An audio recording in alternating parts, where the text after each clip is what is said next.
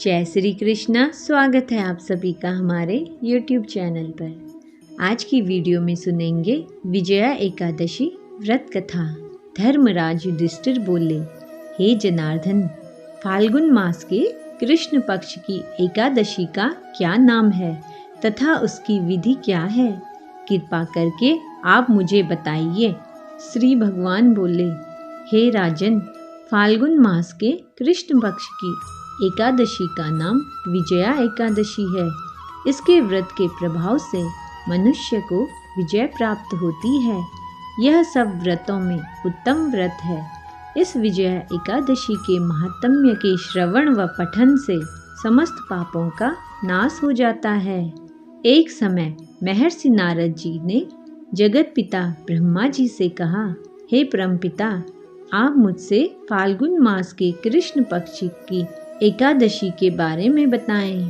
ब्रह्मा जी कहने लगे, हे नारद, विजया एकादशी का व्रत पुराने तथा नए पापों का नाश करने वाला है। इस विजया एकादशी की विधि मैंने यह समस्त मनुष्यों को विजय प्रदान करती है। त्रेता युग में मर्यादा पुरुषोत्तम श्री रामचंद्र जी को जब 14 वर्ष का वनवास हो गया, तब वे श्री लक्ष्मण तथा माता सीता सहित पंचवटी में निवास करने लगे। वहाँ पर दुष्ट रावण ने जब सीता माता का हरण किया, तब इस समाचार से श्री रामचंद्र जी तथा लक्ष्मण अत्यंत व्याकुल हुए और सीता माता की खोज में चल दिए। घूमते घूमते जब वे मरणासन जटायु के पास पहुँचे, तो जटायु उन्हें सीता जी का वृतांत सुनाकर स्वर्ग लोक को चले गए। कुछ आगे जाकर उनकी सुग्रीव से मित्रता हुई और बाली का वध किया।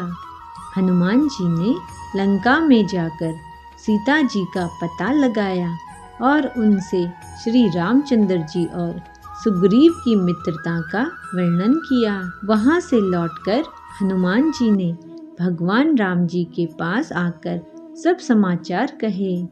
श्री रामचंद्र जी ने वानर सेना सहित सुग्रीव सहित लंका को प्रस्थान किया। जब श्री रामचंद्र जी समुद्र किनारे पहुँचे, तब उन्होंने मगरमच्छ आदि से युक्त उस अगाध समुद्र को देखकर लक्ष्मण जी से कहा कि इस समुद्र को हम किस प्रकार से पार करेंगे? श्री लक्ष्मण ने कहा, हे पुराण पुरुषोत्तम, आप आदि पुरुष हैं, आप सब कुछ जानते हैं। यहाँ से आधा योजन दूर पर कुमारी द्वीप में वकदालव्य नाम के मुनि रहते हैं। उन्होंने ब्रह्मा जी को देखा है। आप उनके पास जाकर इसका उपाय पूछिए।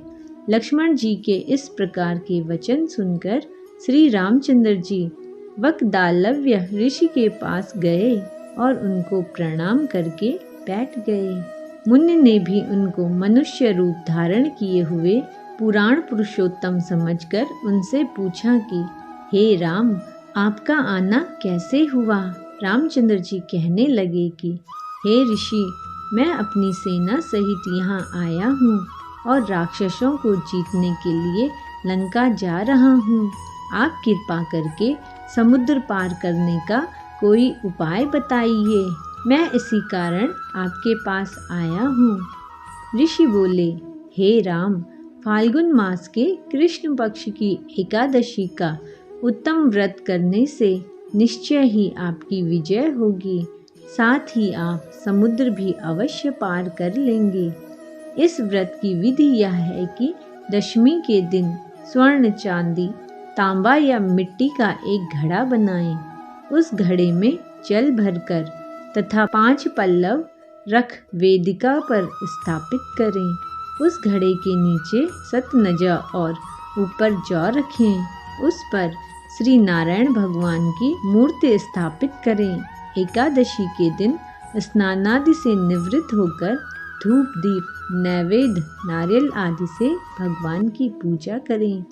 तत्पश्चात घड़े के सामने बैठकर दिन व्यतीत करें और रात्रि को भी उसी प्रकार बैठे रहकर जागरण करें। द्वादशी के दिन नित्य नियम से निवृत्त होकर उस घड़े को ब्राह्मण को दे दें।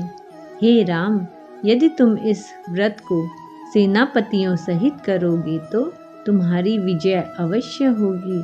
श्री रामचंद्र जी ने ऋषि के कथनानुसार इस व्रत को किया और इसके प्रभाव से दैत्यों पर विजय पाई। अतः हे राजन, जो कोई मनुष्य विधि पूर्वक इस व्रत को करेगा, दोनों लोकों में उसकी अवश्य विजय होगी।